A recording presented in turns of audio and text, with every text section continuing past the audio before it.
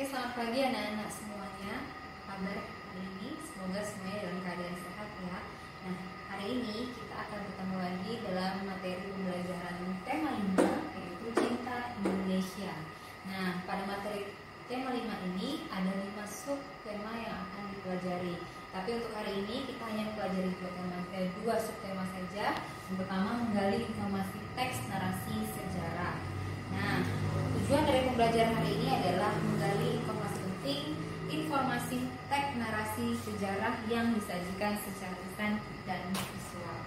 Nah, perhatikan di sini teks narasi sejarah. Teks narasi sejarah adalah teks yang berisi peristiwa sejarah dan disampaikan dalam bentuk narasi atau dalam bentuk urutan cerita. Nah, biasanya teks atau cerita peristiwa yang disampaikan dalam sejarah tersebut harus berupa fakta. Jadi tidak bersifat hayalan atau fiktif. Nah, jadi teks di sini, teks narasinya bercerita tentang cerita sejarah.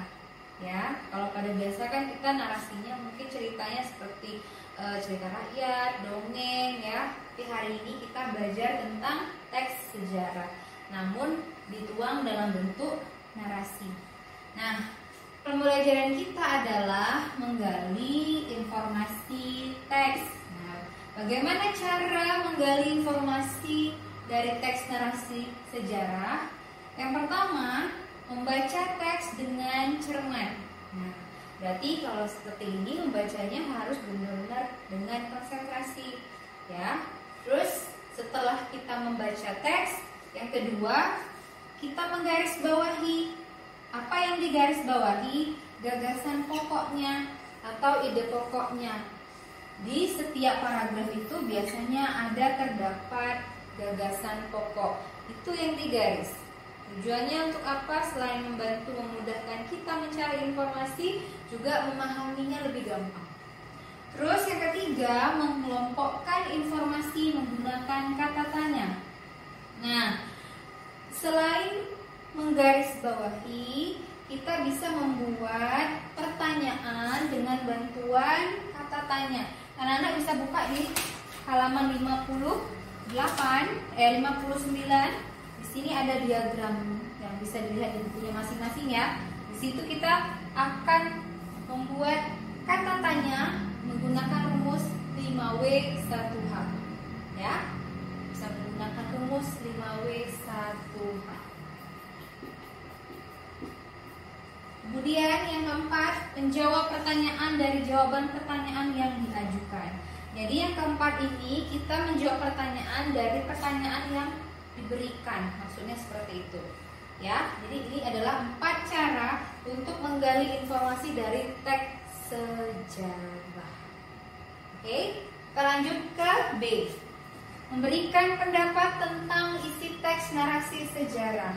Ketika kita sudah berhasil menemukan isi informasi teks narasi, kita juga bisa memberikan pendapat tentang teks narasi tersebut, teks narasi sejarah tersebut.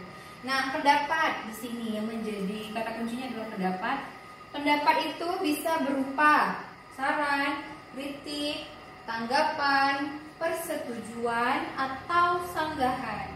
Sanggahan itu bisa maksudnya bantahan ya.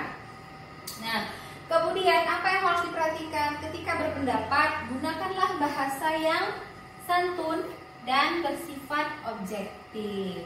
Kenapa harus santun? Agar tidak menyinggung perasaan orang lain. Kenapa harus bersifat objektif? Objektif itu harus apa adanya, sesuai dengan kenyataan.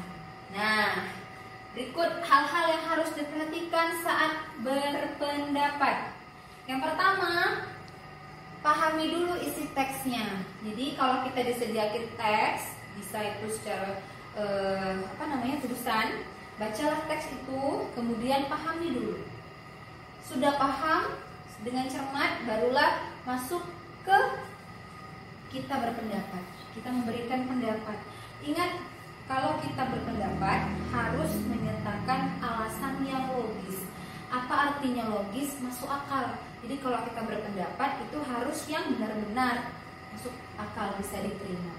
Jangan di luar akal ya. Yang ketiga, gunakan bahasa yang santun. Tadi saya juga udah jelaskan. Jadi kalau kita berpendapat dengan siapapun atau dengan teks apapun itu, dengan bahasa tulisan maupun lisan, gunakanlah bahasa yang santun agar tidak menyinggung perasaan orang lain. Oke, demikianlah penjelasan untuk hari ini. Semoga bermanfaat. Terima kasih.